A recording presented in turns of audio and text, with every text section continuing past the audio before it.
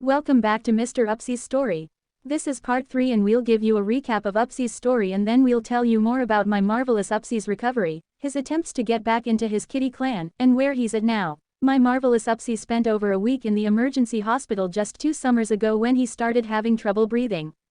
As it turned out, he had a very rare and serious cat illness called chylothorax. He had to have emergency surgery, and it was just an unbelievably terrifying time for the both of us. In fact, what Upsy had to go through was so terrifying it's pretty much the scariest story I've ever heard, which I suppose is a perfect tale to tell since it's spooky season.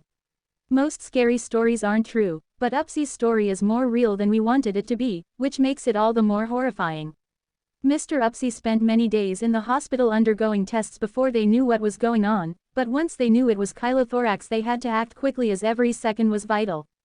This meant I didn't have much time to give my consent, so I made the only choice I felt we had, which was to give consent to the surgery Mr. Upsy's doctors believed he needed right away. I was more terrified than ever while I waited to find out how everything went. Luckily Mr. Upsy made it through his surgery, and after a few more long days in the hospital, he was finally able to come home. His recovery was difficult on us both, but we did as we always do, and we were there for each other to ensure his recovery would be a success. Mr. Upsy had to take medication for a few weeks after his surgery, which was always the worst part of our day because it made me extremely nervous and it made Mr. Upsy extremely uncomfortable. We had to use hot and cold compresses on Mr. Upsy's incision for a while, and he had to keep his hospital shirt on to ensure he would not bother his stitches. He was supposed to wear a cone when he first came home, but he made it clear that was not going to happen, and I wasn't about to force it even though we were advised otherwise. Thankfully, Mr. Upsy made good on his promise to leave his stitches alone, and him wearing a shirt until it healed helped too. I had to count his breaths at least once a day to ensure his breath counts were stable, and I kept a journal of all things Upsy to make sure I could recall any potentially important details in case we should need it for his doctors. So after about a month at home, Mr. Upsy got the clear from his doctor. Finally we were ready to begin the next chapter of our lives, which we were hoping would be for things to go back to normal. Mr. Upsy wanted so badly to be able to leave our room again and get back into his kitty clan, but I couldn't just let him out of our room by himself as we used to do because he had spent so much time away from the others that it was almost like they'd be meeting a new kitty for the first time. Still Upsy was so persistent, so I tried just letting him go on his own, but the other cats were not all nice to him, so I had to act as his bodyguard whenever he would leave our room. This made things extremely difficult because the times Mr. Upsy liked to normally leave our room were usually times I was unavailable to play bodyguard. Upsy's brothers would come to our door and play with him from under the door late at night, though, sometimes, they got pretty aggressive about it. Upsy was just glad to have the attention. Mr. Upsy always had his guard up when we would leave our room together, but sometimes he would get himself in a bad situation because he was so determined to get back out there he was blinded to some of the dangers. For instance, quite a few times, he just wanted to explore downstairs again so badly that he didn't realize one of his siblings was about to jump on him. His sisters gave him some grief at first, but they basically all accepted him back, though, they will still occasionally give him a love smack whenever they run into him. His one brother Pop Pop accepts him, though, he is not happy if Upsy or any of the other cats for that matter, go to his favorite spot on top of the kitchen cabinets. Pop Pop tends to play too rough whenever he plays with anyone, so when he gets into it with Upsy it probably isn't really to be mean, but his other brother Dusty is a whole different story. Dusty is extremely jealous of Mr. Upsy and I can't say I blame him. Upsy has his own room, which we share, but no other cat has their own room where no other cat gets to go. Although the other cats would occasionally come in our room before, they have not been permitted to do so since Upsy came home from the hospital. Also, Dusty knows that Mr. Upsy is receiving my attention and affection because he gets to spend a lot of time with me, and Dusty is one of the mushiest cats I have ever met in my life as he literally will follow me from room to room in the hopes I will stop and pet him. No matter how much attention and affection I give to Dusty, though, he always requests more, and no amount is ever enough, so he is very jealous that Upsy gets to spend so much time with me. Plus, there's the treat factor. Mr. Upsy is Temptations Cat Treats legit #1 fan, but Dusty is the #1 foodie in the family, so he is also very jealous of Upsy because Upsy lives in the room where I store most of the treats. So, Dusty still today has not accepted Mr. Upsy back into the kitty clan, and in fact, if Dusty did not give Upsy so many problems, Upsy probably would be making his way around the house much more often. Mr. Upsy used to request to leave our room often, but somewhere along the way he just became much more comfortable staying in our room, and I used to try and push the matter more often. However, I came to realize that it is best for me to just go with the flow, so to speak, and let things happen as they happen. So after countless attempts to get back to our so-called normal lives, Upsy basically just decided to stay put in our room, and instead of trying to come out every time I would open our bedroom door or more, he just decided that it was good enough for him to only occasionally come out of our room. I can't tell you how many times Mr. Upsy would leave our room, run into one of his siblings, then he chased back into his room. So I guess he got tired of it. At first he used to get scared when he would run into one of the other cats, so he would hiss, but that would initiate their defense reaction and they would try to attack him. Although, sometimes, they would attack him for no reason. If Upsy does leave our room, I still have to act as his bodyguard, and I must say, I am pretty good at this job now. Dusty is the only one we really have to watch for, and I have noticed that if I give them both pets at the same time, Dusty typically acts much nicer. Some of you might think Upsy isn't brave after deciding not to come out of our room much anymore, but you'd be wrong, because Upsy is actually very brave. I believe when he decides to stay in our room he does it more out of not wanting to deal with any nonsense and not because he isn't brave. He's definitely not a fighter, but that doesn't make him not brave. In fact, he is very brave.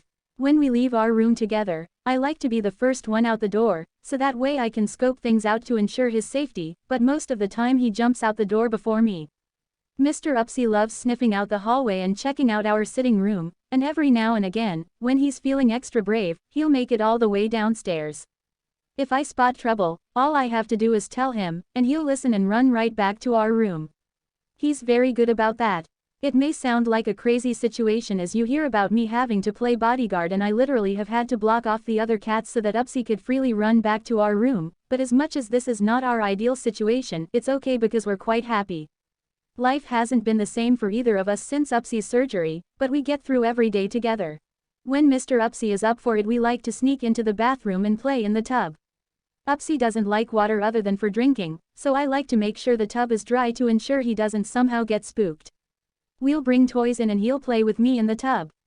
He especially loves to play hide and seek with me through the shower curtains. Mr. Upsy is so funny as he loves hiding between the shower curtains and popping out at me. We don't get to have playtime in the tub too often because he doesn't like coming out of our room too often, but also because our tub tends to have my other animals' laundry hanging in the tub to dry. Mr. Upsy has just as much fun, sometimes more, playing in our room with me though. He has the most fun whenever he gets new toys. You can see here that Mr. Upsy just got some new Halloween toys. He was so stoked to receive these Halloween presents. I was trying to give him like one new toy at a time because I got him like a whole pack of toys, but I guess I was taking too long between each new toy, so he actually had decided to help himself. He went absolutely wild for them all though. He especially loved the toy Bat Mice. I got him these Halloween toys from Chewy. They're made by Frisco, which you can probably see if you notice the tag on the one candy corn toy. The day Upsy received these Halloween toys we played for hours before he got tuckered out and had to take a cat nap.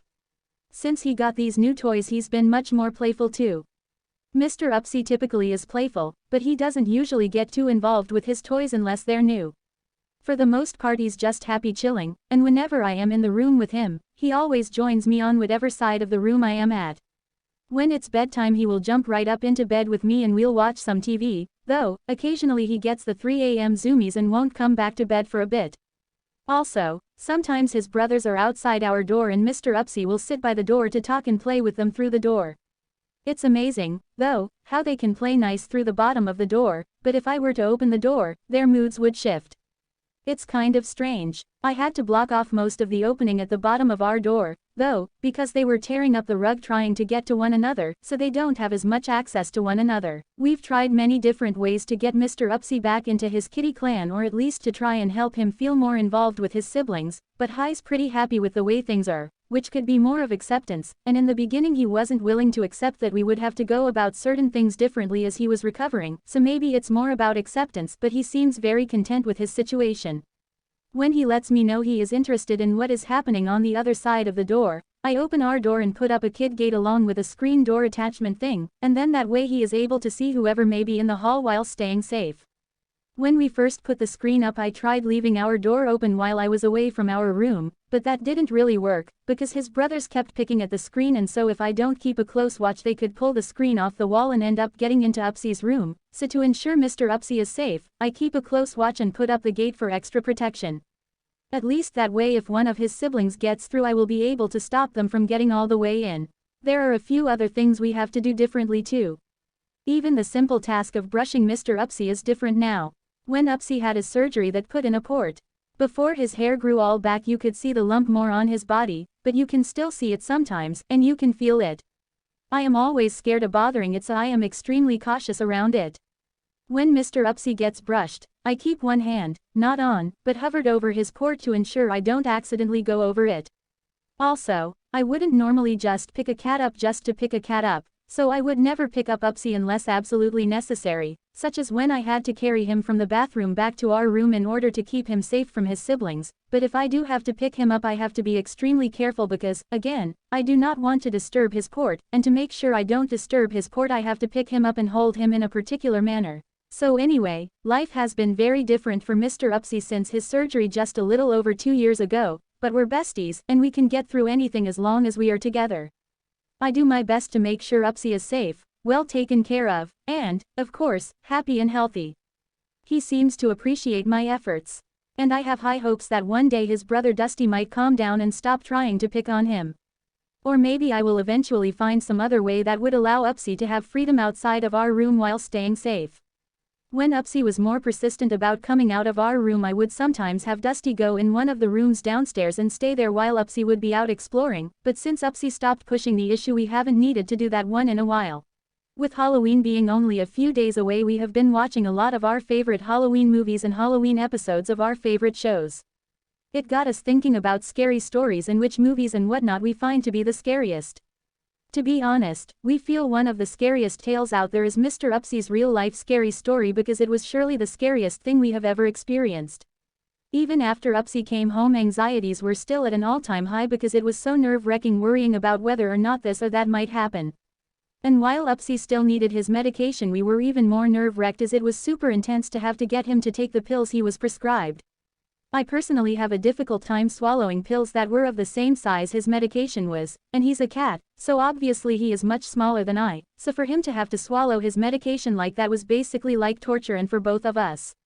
I felt so bad every time I had to give him his medication, and once he had started feeling better and moving around more he made it very clear how much he disliked it. Though he didn't get upset directly at me, it was obvious how much it made him uncomfortable.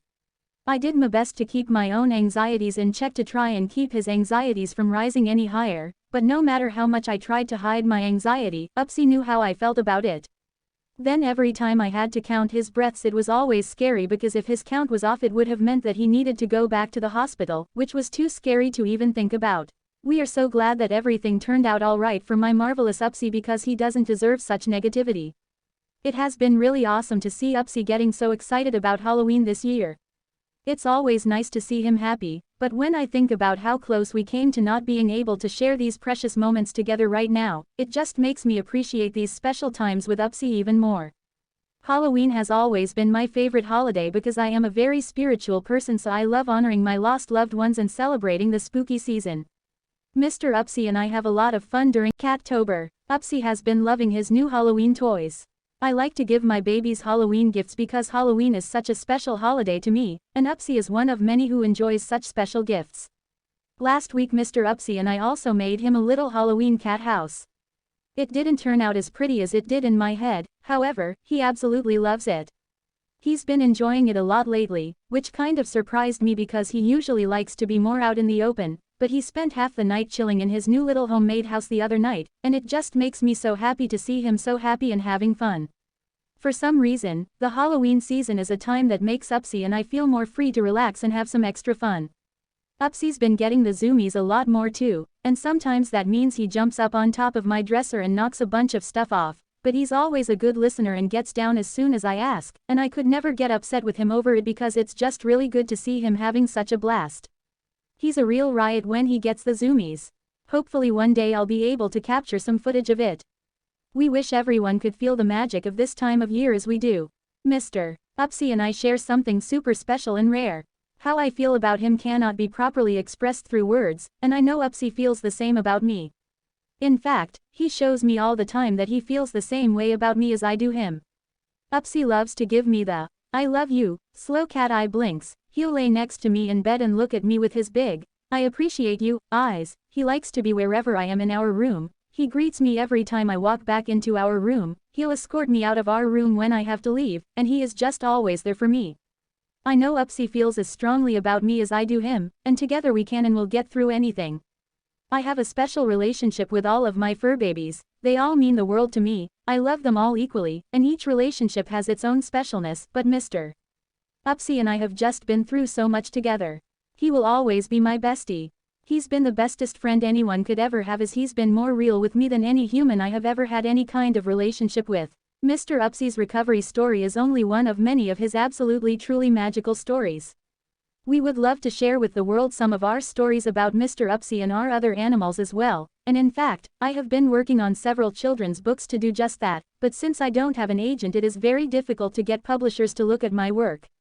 One of the things that these publishers consider nowadays is how much attention you receive on social media. If we could get more people to follow Mr. Upsy and subscribe to his YouTube channel, I am positive we could get his stories out there in book form in no time. Upsy would love to get children to read more and to learn more about him in hopes it will inspire them to treat animals in a kind manner always, and to learn how to make positives out of negatives, because it can be done, and we feel kids these days don't always get to learn that because of all the hate and negativity in the world that surrounds them.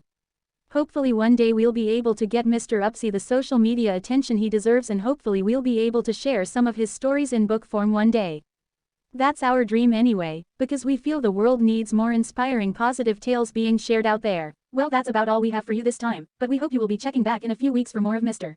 Upsy. We hope you have enjoyed hearing about Mr. Upsy's story, and we hope you will stick around for much more on the way. Thanks for watching, have a catastic day, and if you celebrate Halloween, we hope you have a very happy Kittyween.